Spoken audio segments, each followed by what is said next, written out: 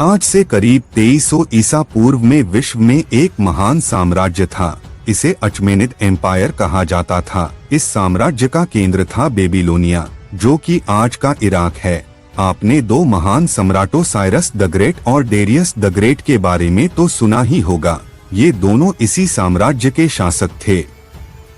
लेकिन फिर 331 ईसा पूर्व में यूनानी राज्य मैसेडोनिया के शासक सिकंदर महान ने इस साम्राज्य पर आक्रमण किया और गौगामेला की लड़ाई में अंतिम अचमेनिद सम्राट डेरियस III को हराकर इतिहास बदल दिया। किंग डेरियस मैदान से तो भाग गया, लेकिन बाद में उसके अफगान गवर्नर बेसस ने उसे मार डाला। फिर जब बेसस ने स्वयं को नया सम्राट घोषित कर दिया तो सिकंदर को उसका पीछा करने के लिए मजबूर होना पड़ा। बेसस के अपने ही समर्थकों ने उसके साथ विश्वासघात किया और उसे जंजीरों में जकड़कर सिकंदर के सामने पेश कर दिया और फिर सिकंदर अफगान सेनापति बेसस को दर्दनाक मौत देने के बाद अफगानिस्तान सहित पूरे अचमेनिद साम्राज्य का निर्विवादित शासक बन गया। लेकिन दोस्तों, इतिहास गवाह है कि अफगानिस्तान पर कब्जा करना कभी भी मुश्किल नहीं रहा। असली लड़ाई तो तब शुरू होती है जब अफगानिस्तान पर किसी विदेशी ताकत का कब्जा हो जाता है। इसलिए अफगानों ने एक ऐसा युद्ध लड़ा जिसे सिकंदर महान अपनी तलवार से कभी नहीं जीत सका। यह युद्ध कब, क्यों और कैसे हुआ, और अफगानिस्तान को साम्राज्यों का कब्रिस्तान, ग्रेवयार्ड ऑफ एम्पायर्स क्यों कहा जाता है, ये सब जानेंगे कीप बीइंग जिज्ञासु की इस नई सीरीज हिस्ट्री ऑफ अफगानिस्तान में। गौगामेला के युद्ध के बाद सिकंदर ने मध्य एशिया को सीर दरिया तक जीत लिया था। सीर दरिया से परे का क्षेत्र खानाबदोश सीथियन जनजातियों का घर था। यूनानी सेना ने सीर दरिया के दक्षिणी तट पर एक महान किले का निर्माण शुरू किया, लेकिन इस किले ने सिकंदर महान के लिए गंभीर समस्याएं पैदा कर दी। हुआ यूं कि अचमेनिद शासन के तहत अफगान और अन्य जनजातियां लगभग आजाद थीं, यहाँ तक कि सम्राट डेरियस ने भी कभी उन पर अपने आदेश नहीं थोपे थे। अफगानों और सीथियनों ने सोचा कि यूनानी शासक शीघ्र ही पीछे हट जाएंगे, लेकिन सीर दरिया के पास का किला उनकी योजनाओं में एक बड़ी बाधा था। अब उन्हें लगने लगा कि यूनानी उनकी भूमि पर स्थायी रूप से बसना चाहते हैं, इसलिए अफगानों ने यूनानियों के खिलाफ विद्रोह शुरू कर दिया। अफगान कमांडर, जिसने बेसस को धोखा दिया था, भी इस विद्रोह का नेतृत्व कर रहा था। उसका नाम स्पिटामेनिस था। सीर दरिया से लेकर बल्ख तक विद्रोह की लपटें भड़क उठीं। विद्रोहियों ने यूनानी सैनिकों के लिए समरकंद और अलेक्जेंड्रिया एस्केट के बीच जाना मुश्किल कर दिया। सिकंदर महान हार मानने को तैयार नहीं था। वह पूरी ताकत से चुनौती के सामने खड़े हुए। एक झड़प के दौरान एक तीर उसके पैर में लगा और वह घायल हो गया। जब सिकंदर के सैनिकों ने अपने सेनापति को घायल देखा तो वे क्रोधित हो गए। उन्होंने कैदियों सहित सभी शत्रु सैनिकों का नरसंहार किया, लेकिन इस नरसंहार से अफगान विद्रोहियों का मनोबल नहीं टूटा। ऐसी क्रूरताओं ने अफगान विद्रोहियों के हौसले और भी बढ़ा दिए। इधर सिकंदर बिस्तर पर पड़ा हुआ था, फिर भी वो अपने सैनिकों को आदेश देता रहा। उनके आदेश पर यूनानी सेना ने साइरोपोलिस के पास एक एक करके प्रत्येक नगर को नष्ट कर दिया। जब भी यूनानियों ने किसी शहर या किले पर कब्जा किया तो उन्होंने सभी पुरुषों को मार डाला और महिलाओं और बच्चों को गुलाम बना लिया। साइरोपोलिस शहर के विद्रोहियों ने अब नई रणनीति अपनाई। वे यूनानियों को धोखा देने लगे। उन्होंने यह दिखाने के लिए सफेद झंडे लहराए कि वे बात करना चाहते हैं, लेकिन जो भी उनसे बातचीत के लिए आया उसे मार दिया गया। आखिरकार सिकंदर ठीक हो गया और साइरोपोलिस पर कब्जा करने की योजना बनाने लगा। उसने देखा कि शहर की दीवार के नीचे एक नाला था। सिकंदर महान ने कुछ सैनिकों को अपने साथ लिया और नाले से तैरकर किले में प्रवेश किया। तब उसने नगर का एक फाटक खोला और सारी यूनानी सेना नगर में प्रवेश कर गई और मौत का तांडव मचा दिया। शहर के 15,000 रक्षकों में से केवल कुछ ही जीवित बचे। यूनानी सेना ने साइरोपोलिस पर कब्जा तो कर लिया, लेकिन एक बार फिर उनके कमांडर की जान खतरे में थी। हुआ यूं कि इस लड़ाई में अचानक सिकंदर के सिर पर एक पत्थर लगा और वह गिरकर बेहोश हो गया। सिकंदर महान काफी दिनों तक इसी अवस्था में रहा, लेकिन अंततः ठीक हो गया। जब सिकंदर महान ने नियंत्रण हासिल कर लिया तो सेना एक विनाशकारी युद्ध में उलझ गई थी। सायरोपोलिस के पतन से विद्रोह समाप्त नहीं हुआ। हजारों विद्रोही अभी भी पहाड़ों में छिपे हुए थे। विद्रोही लगातार सेना की सप्लाई लाइन पर हमला कर रहे थे। किले में मौजूद यूनानी सैनिक अफगानों के डर से बाहर नहीं निकलते थे।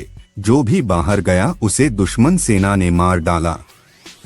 यूनानी सेनापति और उनके सैनिक अपने अफगान और सीथियन शत्रुओं की शारीरिक बनावट से भी डरते थे। यूनानी सेना विद्रोहियों से भयभीत थी और उसके सैनिकों का मनोबल गिरा हुआ था।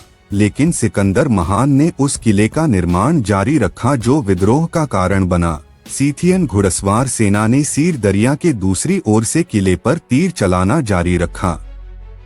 फिर एक दिन सिकंदर को अपने जीवन की सबसे बुरी हार का सामना करना पड़ा। विद्रोहियों ने लगभग 2300 यूनानी सैनिकों पर घात लगाकर हमला कर दिया। उन्होंने गुरिल्ला रणनीति का इस्तेमाल किया और अधिकांश सैनिकों को मार डाला। केवल कुछ सैनिक जीवित बचकर समरकंद भाग गए। सिकंदर ने आदेश दिया कि बचे हुए लोगों को बाकी सेना से दूर रखा जाए। वह नहीं चाहते थे कि बचे हुए लोग अपनी हार की भयानक कहानियां दूसरों को सुनाएं। इस हमले के बाद सिकंदर महान शीघ्र ही समरकंद लौट आया, लेकिन जब वह पहुंचे तो विद्रोही पहले ही पीछे हट चुके थे। विद्रोहियों की हरकतों से सिकंदर क्रोधित हो गया। उसने यूनानी सेना को स्थानीय लोगों को मारने का आदेश दिया। कई किले और गांव नष्ट हो गए। हजारों स्थानीय लोग मारे गए, उनकी फसलें जला दी गईं और जो बचे थे उन्हें गुलाम बना लिया गया। लेकिन अफगानों ने आत्मसमर्पण नहीं किया और लड़ाई जारी रही। जब भी यूनानियों ने उन पर हमला किया तो उन्होंने गुफाओं और जंगलों में शरण ली। इस युद्ध ने मध्य एशिया और अफगानिस्तान के क्षेत्रों को तबाह कर दिया। लेकिन फिर भी कोई भी पक्ष हार मानने को तैयार नहीं था। सिकंदर महान चिंतित था क्योंकि वह जल्द से जल्द भारत पर आक्रमण करना चाहता था। भारत अफगानिस्तान से ज्यादा दूर नहीं था। उसका साम्राज्य सिंधु नदी के तट तक पहुंच चुका था, लेकिन वह अफगानिस्तान के दलदल में फंस गया था। सिकंदर महान ने भारतीय अभियान के लिए ग्रीस से 20,000 अतिरिक्त नई सेना बुलाई थी, लेकिन वह उन्हें भारत भेजने में असमर्थ रहे। इन सैनिकों को अफगानों से लड़ने के लिए तैनात कर दिया गया। सिकंदर की सेना को अफगानिस्तान में सर्वाधिक क्षति उठानी पड़ी। यहाँ तक कि फारसी सम्राट डेरियस ने भी यूनानी सेना को इतनी हानि नहीं पहुँचाई थी। सिकंदर महान ने अंततः युद्ध से सबक सीखा कि अफगानों को तलवार से नहीं हराया जा सकता। हालांकि वह कूटनीति से उन्हें जीत सकता था, इसलिए उसने दुश्मन से दोस्ती करने का फैसला किया और जल्द ही उन्हें मौका भी मिल गया। एक छापे के दौरान एक अफगान सरदार को उसके कुछ लोगों के साथ गिरफ्तार कर लिया गया। उन कैदियों में महिलाएं के साथ चीफ की बेटी रोक्साना भी थी। जब अलेक्जेंडर ने रोक्साना को देखा तो उसे उससे प्यार हो गया। सिकंदर महान ने उससे विवाह किया और उसके पिता को अपने गठबंधन में शामिल कर लिया। इस विवाह से सिकंदर का अफगानों के साथ संबंध स्थापित हो गया। यह संभवतः अलेक्जेंडर की पहली शादी थी।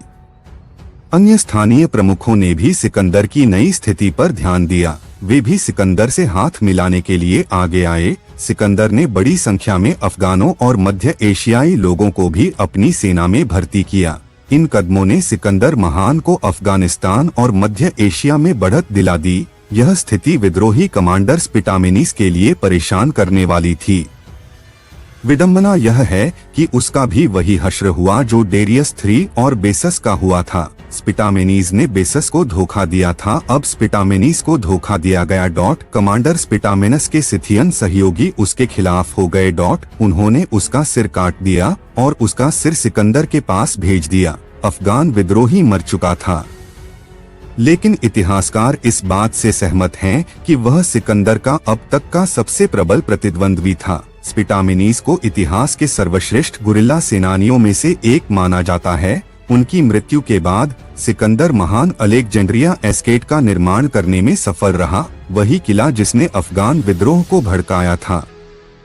सिकंदर ने इस क्षेत्र में 2 से 3 वर्षों तक अभियान चलाया और आखिरकार वह क्षेत्र में शांति स्थापित करने में सफल रहे, लेकिन उन्होंने शांति के लिए भारी कीमत चुकाई। उसने कम से कम 7,000 सैनिक खो दिए, जबकि कम से कम 1,20,000 या उससे अधिक अफगानी भी मारे गए। लगभग 327 ईसा पूर्व सिकंदर ने अफगानिस्तान से भारत में प्रवेश किया। यहाँ उसका सामना राजा पोरस से हुआ। उसने राजा पोरस को हरा दिया, जिसके नतीजे को लेकर इतिहासकारों में मतभेद हैं। फिर उसने पश्चिमी भारत या आधुनिक पाकिस्तान के बड़े हिस्से पर कब्जा कर लिया।